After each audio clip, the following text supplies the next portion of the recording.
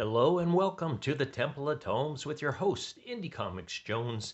Today is October 17th, 2020, and this is episode 109. Hey, we're going to take a look at Thor. This is a number one. It is actually the fourth printing of this, a very popular comic. I can't think of the last time that I've seen Marvel do a fourth printing, but it appears to be selling out quite well. This is a Donny Cates story with Nick Klein doing wonderful art. Let's take a look at the cover real quick. It's nice, it's kind of a static shot, but the way they've got it, you can tell there's some depth to it, as Thor is the focal point of this shot. This actually shows many of the heralds of Galactus, and this shot actually appears in the book itself. And we'll get into it right now, okay? Now, I love the way this book is put together. It's kind of a classical way of doing it. They start out with an establishing shot of this hammer, Thor's hammer, heading towards Earth. We don't know it at the time. And it kind of gives you a little bit of a backstory. Thor is now the king of Asgard, taking over for Odin.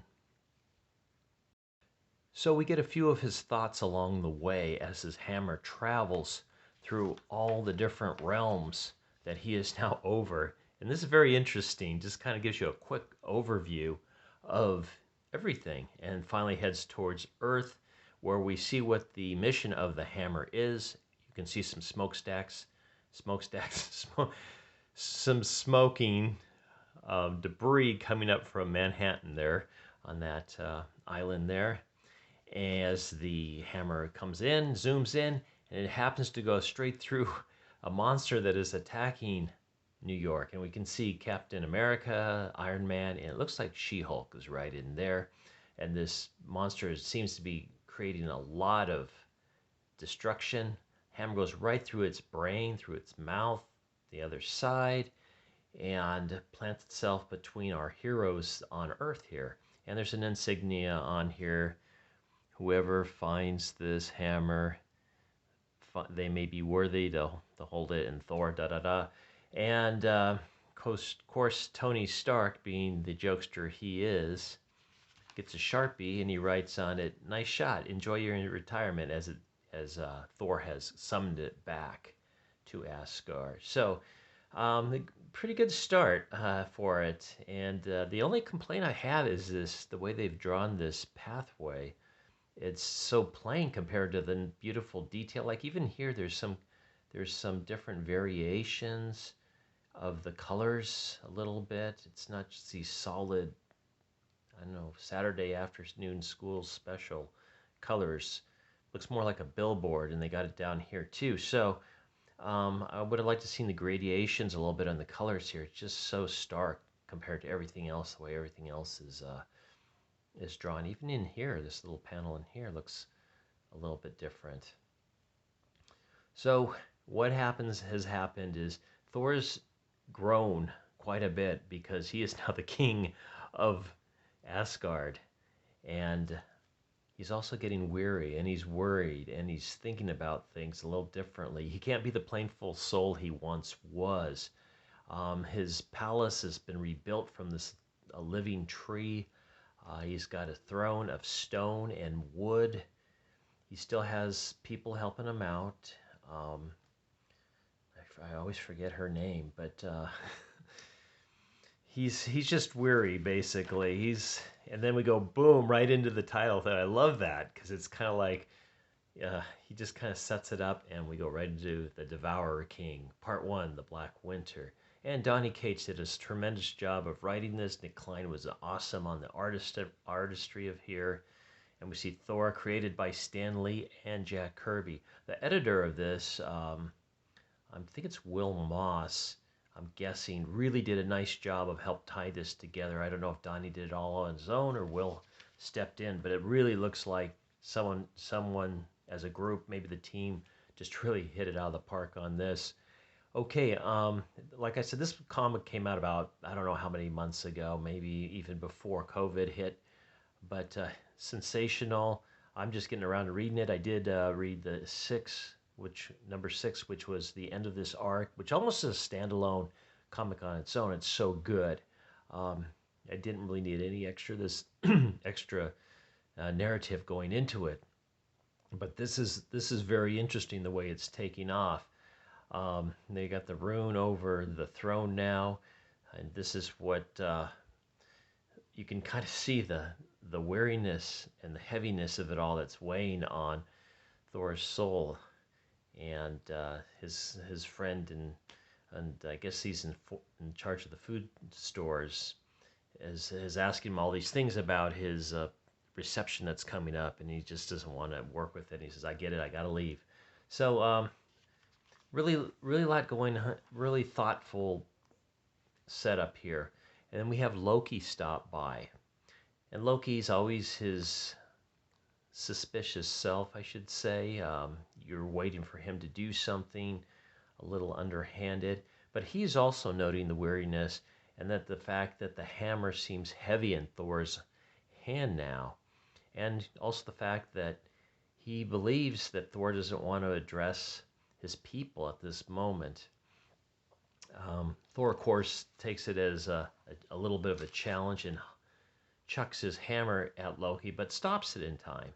And Loki is shocked that Thor's able to stop the hammer mid throw, and he says, "How did you do that?" And he says, "Well, I'm the king now." So that entails that, I guess, implies that he has extra power since he's king. So he goes to make his speech in front of all of Asgard that have shown up, and just as he's about to start, Galactus falls from the heaven in this huge, beautiful splash page. It just decimates all the people below him and wounds and kills and just really messes up this whole speech he's supposed to be giving, basically. And so we move on, and Thor's ticked off, of course, and he comes after him. And then we see that Galactus is really not himself either at this point. He's suffering. He's broken man, or a broken god, however you want to put it. And in the meantime, they're noticing that the tree of life here is also dying, starting to get brittle roots and get a fungus on it. So a lot going on. Thor wants to get to the bottom of this. He's got all the heralds of Galactus to meet him, and they tell him about a black winter is coming, and that's what Galactus is so worried about as well. And then Silver Surfer Black shows up, and he says, "The winter is coming. You must take note of it. You must change," basically, again, Thor. And he talks about 5 planets that he held back from Galactus that could kind of recharge him if he devoured them. Thor isn't too keen on this idea of recharging Galactus, obviously, but he's going to consider it at least for this moment. And in the meantime, he gets his hammer back, and he sees the writing on it. He wipes it off because he's got some serious work ahead of him to do. So he goes to talk to Galactus. He's got all the heralds behind him. Galactus tells him his story about how he's met this Black Winter twice before, and there's no real beating him. He met him once as a mortal, and once just a while ago as this god, or this devourer of planets.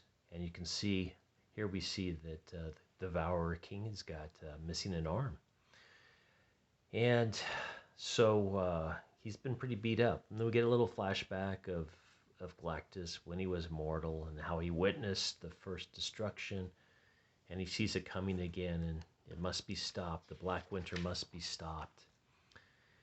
And he had a vision, and part of his vision is he saw Thor in it, helping stop the Black Winter.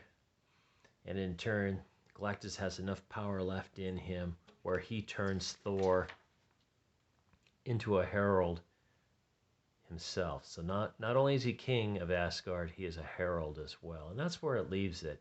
I'm going to try to pick up 2 through 5, find out how it goes. But I just want to mention that this comic was just wonderfully put together. It's just the pacing on it's excellent. The way that they place the ads were out of the way so they don't jump in like a Snickers ad on the 4th page on some of the DC I've been reading. Just really nice. This, if you need a primer on how to put a comic together, this would be it. I would say this is a really good example of that.